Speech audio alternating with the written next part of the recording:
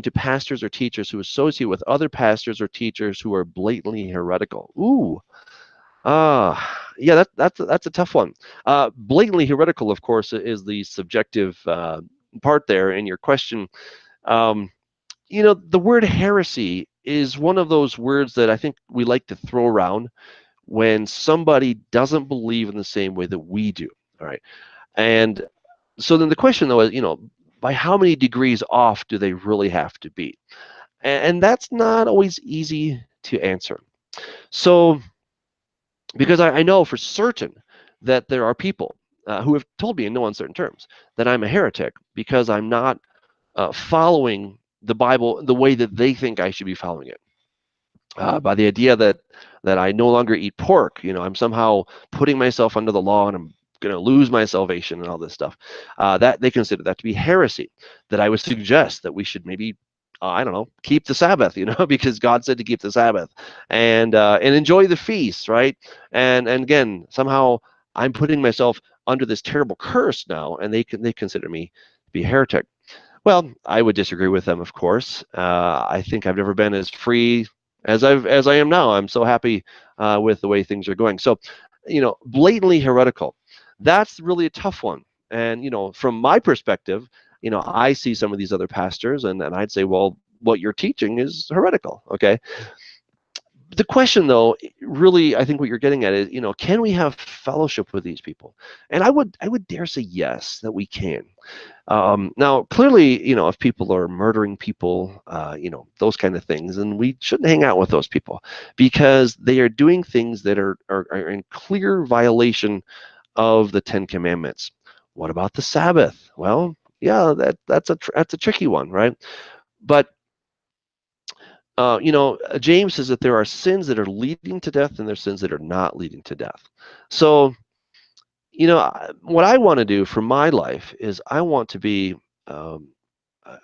a light to those around me. I want to be salt, give some flavor. But I don't want to just be a lemon. I don't want to just be someone who's bitter and is going around and always accusing others of doing things that are wrong. Um, let's take a hot topic, for example, the topic of Christmas. Okay, a lot of people say, well, I no longer hang out with my family anymore because they're worshiping this pagan they're celebrating this pagan feast. Okay, so I think maybe that's the wrong perspective. What I would suggest, rather than saying I'm not going to hang out with you guys anymore because you're worshiping the god Saturnalia, they're not trying to worship the god Saturnalia.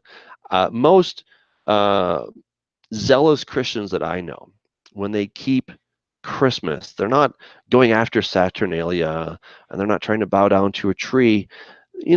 There's a firm belief that Jesus was born sometime in that season, maybe the 25th, maybe not. But the idea is that they're trying to celebrate the birth of Jesus. And personally, I think the birth of Jesus is a pretty cool thing. So, should you cut off communication with these people? I would say probably not. Okay, and again, I'm saying probably because you can probably find a situation where I'd say, well, yeah, I wouldn't hang out with that person, right? So I can't think of every conceivable scenario and tell you, this way or that way. But just as principles, whenever you can find a bridge, hey, build it. Keep the bridge open. Right? Doesn't mean you have to agree with people. Doesn't mean you have to rubber stamp or endorse what they're doing. But you can still keep the channels of fellowship open as much as possible. As much as possible. And sometimes you may not be able to. But again, that'll have to be the Holy Spirit kind of leading you, giving you some unction in those areas to say, I just don't feel like we can do that. But I would be very slow to just break fellowship with people because, well, this is an obvious heresy. Obvious heresies are very much in the eye of the beholder.